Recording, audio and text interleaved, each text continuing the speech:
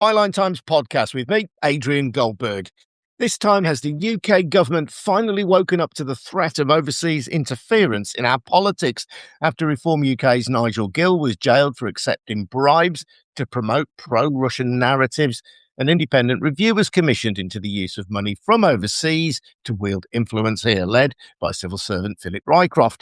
Sir Keir Starmer has already implemented a couple of Rycroft's key recommendations: a ban, for the time being at least, on donations in cryptocurrency to political parties, which were being accepted by Reform. Plus, there's now a £100,000 cap on donations from British citizens living abroad. But foreign-funded online political ads have not been added, and there's an interesting media angle to all of this. So let's talk to the Byline Times executive editor, Peter Jukes, who was long warned of Russian and other influence in UK politics, and the Byline Times chief reporter, Josiah Mortimer. Josiah, I'm going to start with you. This ban on crypto won't just hit Reform UK. You revealed recently on the Byline Times that 3 parties were now accepting crypto. And just explain why that was so problematic and why it's important now that temporarily, at least, the donations in cryptocurrency have been banned.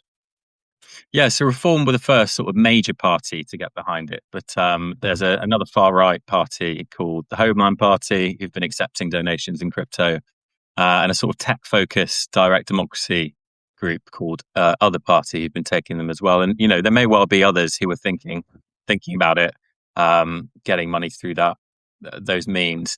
I mean, theoretically, crypto, should be more transparent than cash. Every transaction is recorded on what's called a ledger on the blockchain. This is a sort of like,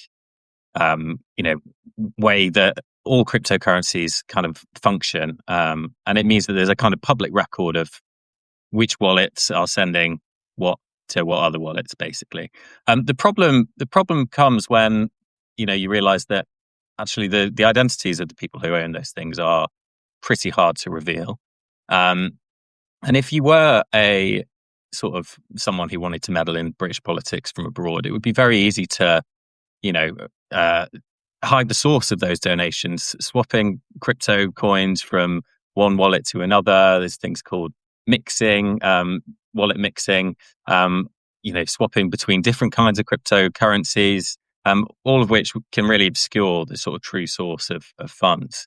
One of the problems that we raised on Byline Times a couple of weeks ago was that the Electoral Commission, the sort of official elections watchdog in the UK, they had no idea how Reform UK were receiving these donations. They had no idea what Reform's so-called wallet address, where you can see what's coming in and out publicly, what that was. It seems like they'd asked for it and they didn't get it. It then emerged that actually Reform didn't have one, and they were converting all the crypto to cash beforehand, which of course raises even more transparency concerns about really, do they know where that is coming from if there's so many sort of steps in this chain. And I think more broadly, many people perceive cryptocurrencies as, inherently kind of intended for use to hide they're kind of inherently anonymous in many cases, despite this public ledger, widely used by organized crime and criminal networks, widely used by hostile states. And I think in the age of AI, it's very possible for large donations to be split up into lots of smaller ones, all going beneath the sort of threshold, falling under that radar. And actually nothing has to be reported to the Electoral Commission full stop if that happens. Or certainly it would be easy to avoid. So lots of issues there. I think many people have been quite pleasantly surprised by the speed of the government's response to the Rycroft review, certainly on the crypto ban. I mean, it's called a moratorium, so like a pause. But they'll only unpause it when they and the Electoral Commission are happy that the risks of foreign interference have disappeared with crypto, which I think you'll be waiting a very long time for that to happen, certainly under this government. So they have responded swiftly on that. There's lots of other recommendations in Rycroft's review, which I'm sure we can go into. But for the meantime, they have implemented this. They're saying it's going to be retrospective, so that, basically from yesterday, crypto donations to UK parties are banned for any amount. And there's also this cap on overseas donations from overseas registered voters as well. £100,000 a year. That's in effect from yesterday. And the reason the government acted so swiftly on those 2 points was Steve Reed, the community secretary, said, he didn't want to allow a window of opportunity before a ban came in for hostile states, people keen to disrupt our elections, to basically rush a load of money in and warp our elections in that time. So it's very timely. It is something that's been called for a few years by many campaigning groups, and now it seems like some action is finally being taken. Yeah, we should put Reform UK's point of view. They say that they don't accept anonymous donations and that any donations above £500 are subject to checks, because anything that's above £500 has to be reported to the Electoral Commission. But interestingly, the Electoral Commission has said that to date, no parties have reported crypto asset donations to the Commission, even though Reform UK has previously said that it has received, quotes, a couple of crypto asset donations. So it just adds to that sense of murk that there is. And I would suggest that one area where we don't need murk, where murk is actively dangerous to our democratic process, is in the question of who is giving money to political parties and how much they're giving to political parties. Yeah. Just on that, I mean, I think a lot of people are, would rightly be confused by that fact. The Electoral Commission is saying they've never received any crypto donations, and Reform and other parties saying they have received some. And a lot of it comes down to, without going too far down into the weeds, any donation under £500 to a political party in the UK isn't actually legally a donation. It's just a gift. It doesn't have to be reported to anyone. So if you donate £499 or the equivalent in, say, Bitcoin or Ethereum or Tether, cryptocurrency closely tied to Reform UK, that flies completely below the radar, completely legally. And let's say you were someone who was trying to interfere in British politics to fund a political party. You could quite easily split donations into lots of £499 chunks. Now, legally on that, the party would have to declare it if they thought it was coming from one donor. Of course, as I said, with crypto, it's very easy to hide who the true source of those funds are, and certainly not beyond the reaches of a state like Russia, China, or North Korea to work out how to get past those very, very slim safeguards.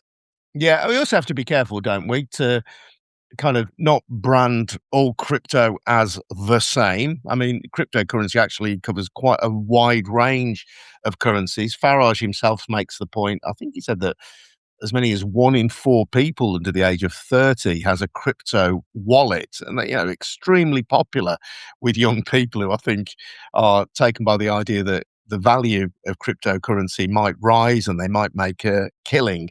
So cryptocurrency is there. It's part of the ecosystem. And I think that isn't the problem, is it so much as the issues that you've identified about the potential for anonymity in blockchain. And as you say, there's a level at which it should be very transparent, but we know that in reality, it often isn't. Money launderers, as well as people who use it for legitimate purposes, are known to use various kinds of cryptocurrency. You can cash money out in various jurisdictions where banking regulations are not as closely monitored as they are here in the UK.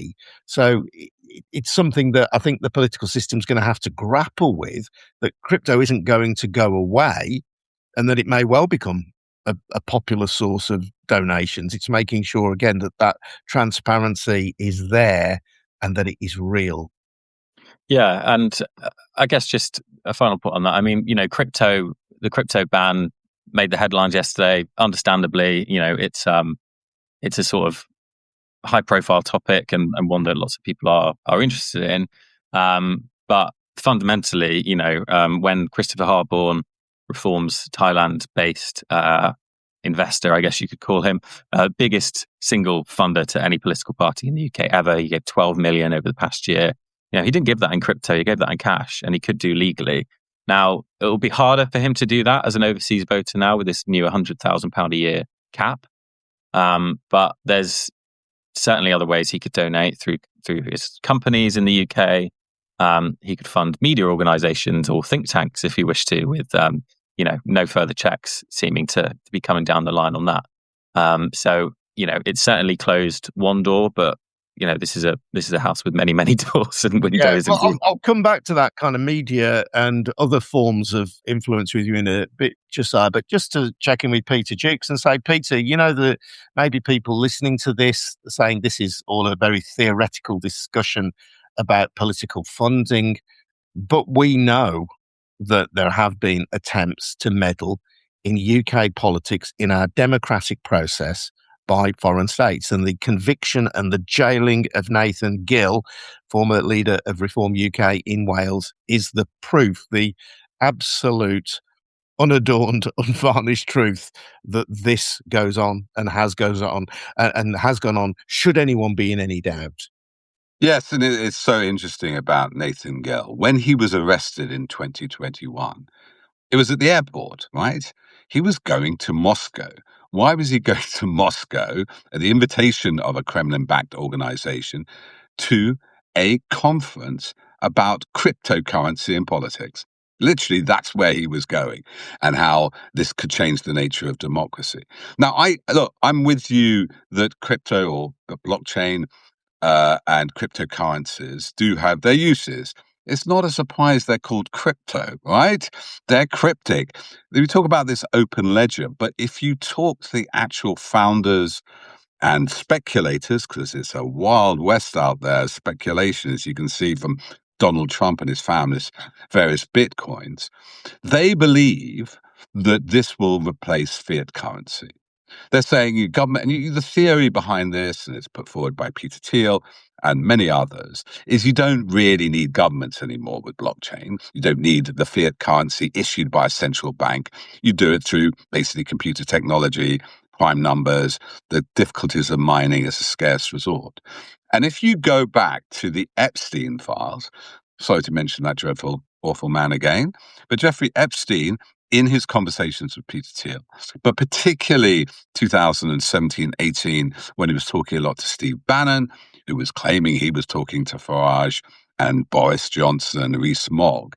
The whole thing that Bannon was doing was lobbying to stop crypto regulation across Europe. So you had this combination of a far-right movement, Le Mouvement, as he called it, founded by his partner, Laurie Ferrari. And their main aim, his communications with Epstein, is let's stop any regulation of crypto. And in a way, this is the ideology under that is similar with AI, and you see it with Peter Thiel. He thinks the Antichrist in these lectures, Peter Thiel, founder of Palantir, one of the PayPal mafia, he thinks the Antichrist could be regulation of AI.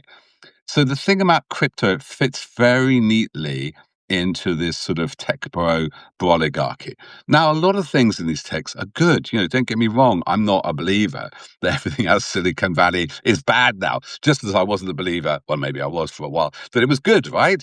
But there's no doubt that there's this transnational, and Bannon always going about globalist, but a global ability to funnel money into domestic elections. We see election interference happening now in Hungary. And the two arms of that hybrid warfare theory, Gerasimov doctrine it's called, but particularly created by Vladislav Surkov, Putin's grey cardinals he used to be called, was you get information warfare on one hand, that's bots, that's propaganda, that's disinformation, stories about all Ukrainians being neo-Nazis. But the other branch of warfare is economic. And that's where Nathan Gill comes back in, because he was being paid to a conduit by Putin's close pal in Ukraine, Viktor Medvedchuk. And the whole program there was a peace plan that would suit Russia. And one of your instruments of power is money. Crypto is a cryptic and very easy way to suborn and enter money into the democratic process. And though I am like you and like Josiah, relieved the government actually done something about it. There should be no representation without taxation. maybe famous line in the American Revolution, no taxation without representation. Well, let's reverse that. Why should people who do not pay taxes here, do not live here, not domiciled here, whatever their status, are foreign citizens, be able to have an effect in our democracy? That's, Brexit was about sovereignty. We're talking about, being able to sovereign our country. It is, oddly enough, Brexiteers and Nigel Farage, who, let us not forget, was very keen on Brexit, who is complaining that this is some assault on democracy, when all we see is him consorting with very rich people, crypto banks, gold firms, international organizations, in this global world of finance.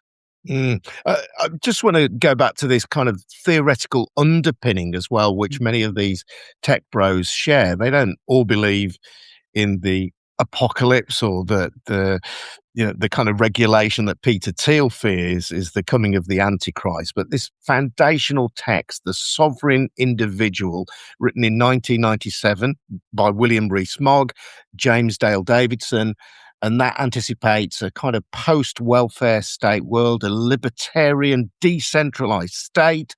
Now, one of the things that binds any modern nation state together is its fiat currency. And if you remove that power from the state and you somehow give it to either individuals or groups outside the state, then one of the state's key means of binding people together, one of its key reasons for existing, is removed. And that is a thread, I think, that runs through the creation and the development of digital currency and its enthusiastic adoption by those on the right, the alt-right, the far right, the hard right, and so on.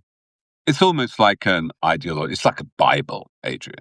I mean, if you see this, they're called Bay Valley libertarians. One of their exemplars, who I have interviewed, he ran away, is Curtis Yarvin, who has said some pretty racist things, has eugenic type thoughts that, main populations are a bit stupid, but they're these enlightened people in Silicon Valley who are very rich. Interesting, but they're naturally gifted because they're rich, or they're rich because they're naturally gifted. Difficult to work out which way.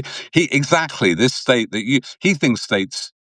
He's funded. He's close to J.D. Vance. J.D. Vance, his Senate campaign was funded by Peter Thiel. So these people are powerful. They're in the White House. His theory is you don't need the nation state. You have these corporate states, which are run by a CEO. It's human rights are dispensable. And exactly this point that the classic role of the state to create a viable currency.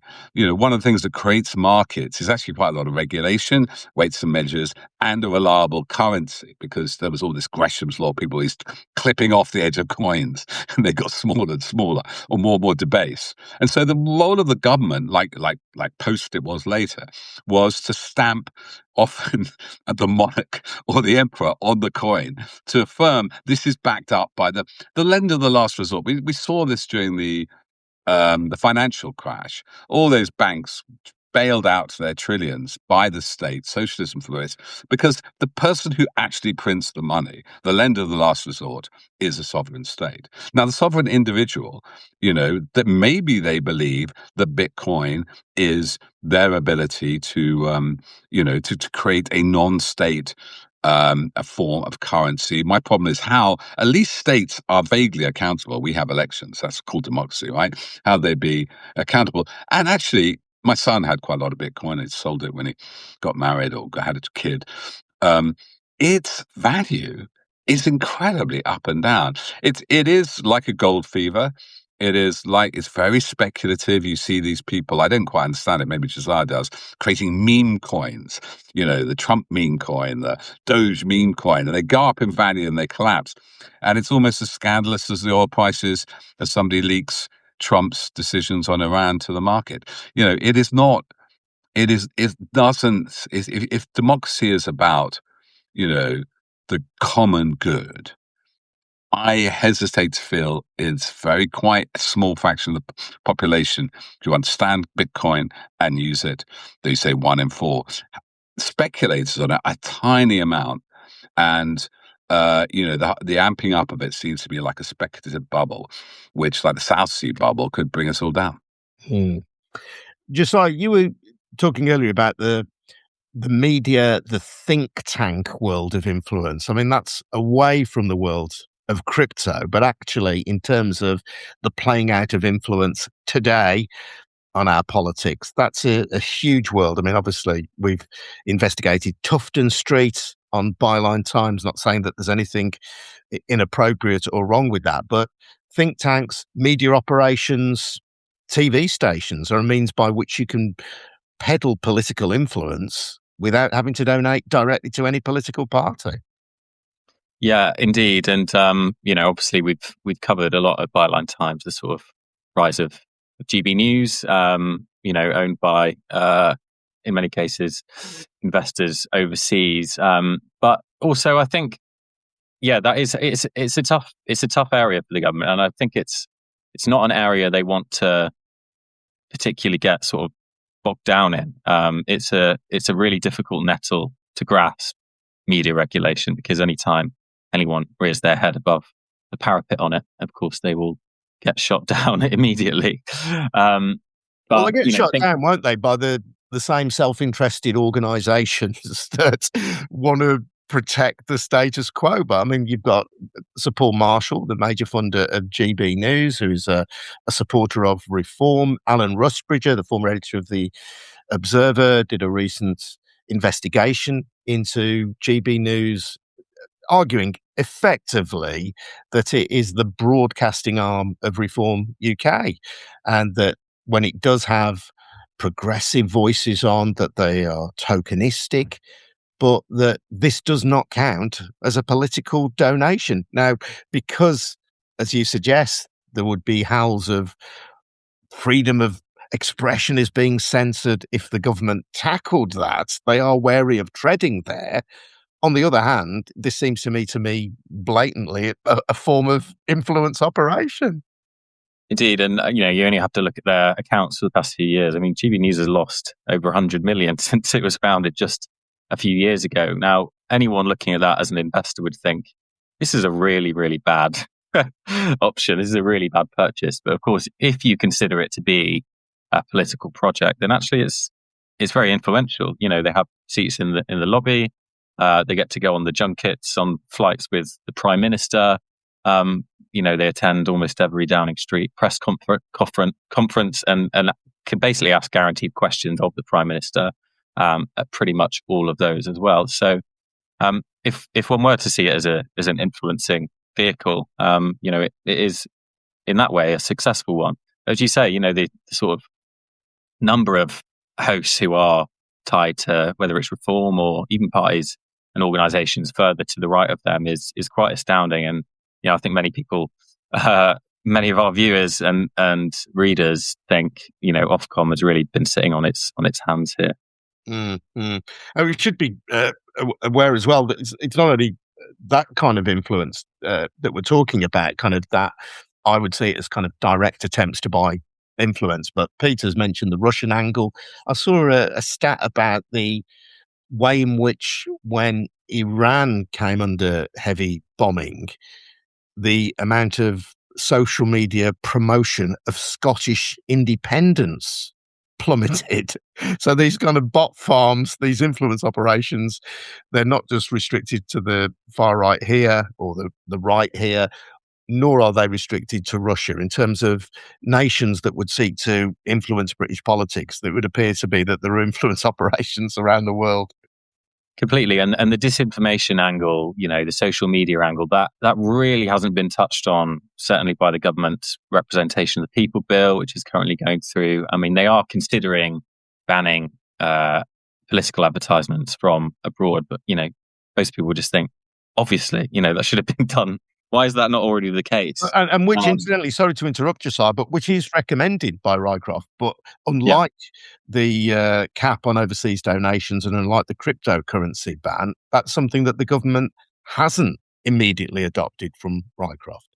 No, indeed. And, I'm sure they will be looking in detail at his other recommendations, but there's not that long before Parliament is kind of dissolved effectively and a new session starts.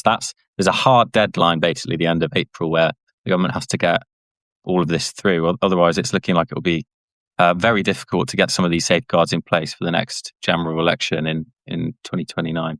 So there's that. There was a really interesting report out recently. Emily Thornberry, her Foreign Affairs Select Committee, she basically made the point that Britain is at kind of information warfare with Russia. She said she was speaking to security experts. She was astounded by the scale of disinformation that's happening, bot farms. Most security experts she spoke to as part of that review said, this is happening now. Hostile states, malign influencers abroad are pumping money into British politics and potentially having quite some success at shifting narratives online and of course off. So, this is happening right now. We know that. And, it's kind of, the government's got quite a short amount of time to get to grips with it. Of course, we've got elections in May as well, huge elections in Wales, Scotland, thousands of council seats up for grabs in England as well. And, you really have to, we'll certainly be keeping an eye on what kind of things are going on social media and behind the scenes there. Final word, Peter? Yeah, I was just going to say that the other thing that Rycroft mentions is not just Russia. And he does say it's America and individuals from America. And let me mention two Americans, just to chart the history of this, both begin with M, and what's happened over the last 30 years. Now, a certain Rupert Murdoch became an American citizen in the 80s in order to start the Fox network, and Reagan fast-tracked him.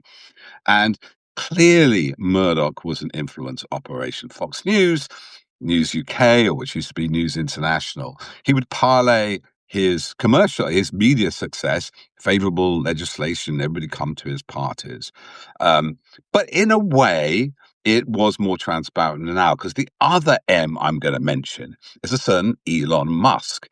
Now, Elon Musk not only dangled 80 million to a British party, if they would follow his line, basically, can I just say, racist line that civil war was inevitable in the UK because of our ethnic diversity. And he pays every week, every month, a lot. But the machine, the algorithm, pays these MPs who make viral tweets online. And here's the other scale of the difference. So it's happening without any kind of regulation. The self-regulation of the papers, we can question it, especially after phone hacking. But there is a lawyer, there is a complaints board, even if it's useful. You can sue them. Try suing if you're defamed on Twitter.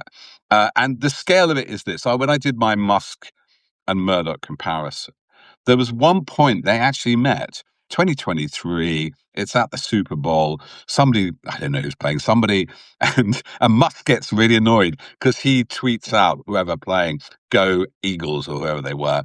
And Joe Biden tweets out and he gets more retweets. And literally, Musk goes back to his engineer, says, change the algorithm. I've got to have more retweets than Biden.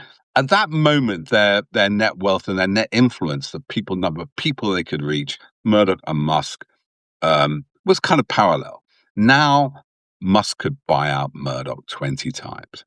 And it's this disparity of wealth. It's these tiny number of super rich people who've got richer and richer thanks to tech cuts, thanks to tech tax cuts, thanks to tech monopolies. And of course, they don't like other people telling them what to do, which is democracy. And I just think it's constitutional. It's inevitable that they will do their best to subvert democracy. Fascinating stuff. I noticed, for those of you watching, that the screen, as I'm looking at it, is frozen with me appearing to pick my nose. Let me assure you that I'm not. It's rather poignant. Caught in the act, Adrian. I thought you were pointing to your intelligence and your glasses, anyway. It's been a fascinating conversation.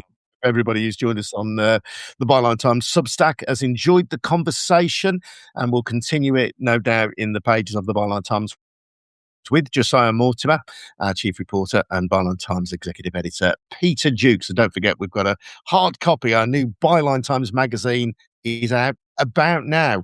If you haven't got your copy yet, do check out your local